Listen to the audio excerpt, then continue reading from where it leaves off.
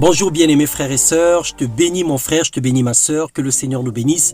Dieu était à l'œuvre dans notre vie durant toute l'année, de janvier à décembre, jour pour jour, matin après matin, dans ses exhortations, dans ses méditations, dans ses informations du royaume que nous recevons par le biais de cette chaîne Living Word.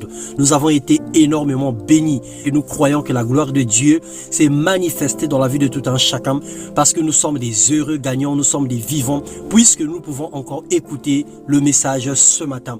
Bienvenue dans la présence de Dieu. Le thème de notre méditation que nous sommes en train d'aborder pour terminer l'année, la puissance de la prière. Et ce matin, nous parlerons de la prière ou l'intercession d'une épouse en faveur de son mari.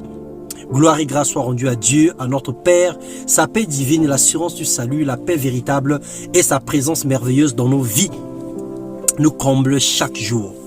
Dans 1 Corinthiens 7, le verset 16, la version du Semeur, la Bible déclare « Car toi, femme, tu amèneras peut-être ton mari au salut, mais en fait, qu'en sais-tu?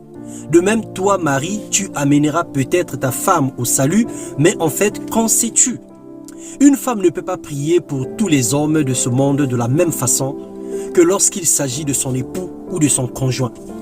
C'est une recommandation biblique. Ces déclarations, ces intercessions amènent un succès dans les entreprises de son mari.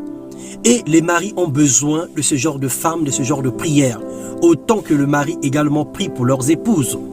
La Bible nous recommande, faites en tout temps par l'Esprit toutes sortes de prières et de supplications. Veillez à cela avec une entière persévérance et priez pour tous les saints. Le mari fait partie des saints dont parle la Bible. Et même s'il était non-croyant, que sais-tu si tu sauveras son âme par ta prière, femme?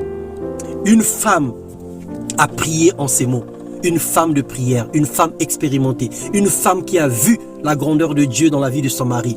Un jour, elle a élevé la voix et elle a dit ces mots à Dieu. Seigneur, je te proclame Seigneur de ma vie. Aide-moi à te rechercher premièrement chaque jour et à placer mes priorités selon ton dessein. Révèle-moi comment placer mon mari avant mes enfants, avant le travail, avant la famille, avant les amis, avant les activités et même avant mes loisirs. Montre-moi dès maintenant comment lui prouver qu'il a cette position dans mon cœur. Aide-moi à déterminer mes priorités afin que les choses qui sont futiles ne prennent pas mon temps inutilement. Je prie que mon mari ait les bonnes priorités dans sa vie.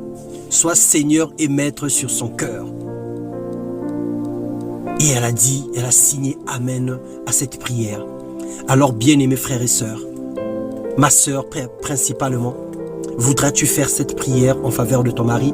Voudras-tu déclarer les mêmes choses en faveur de son mari? Alors fais-le avec foi et persévérance.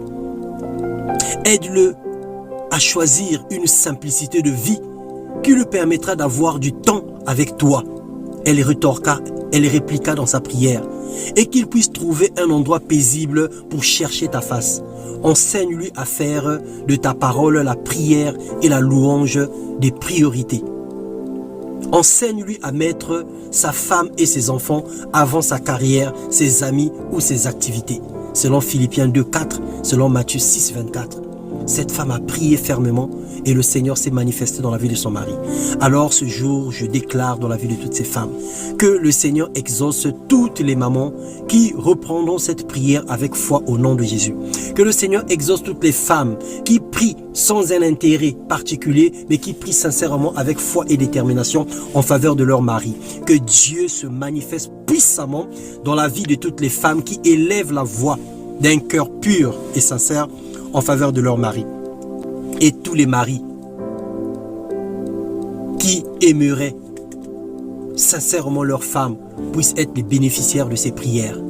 Que Dieu fasse grâce et que la main de Dieu soit sur toutes les femmes. Que Dieu soulage les peines des femmes. Que Dieu soulage leur fardeau. Que Dieu les dirige, que Dieu les conduise. Dans le nom puissant de Jésus-Christ. Soyez abondamment bénis une fois de plus. Que couvre vos vies et que le Seigneur vous bénisse abondamment. Dans le nom puissant de Jésus-Christ. Amen.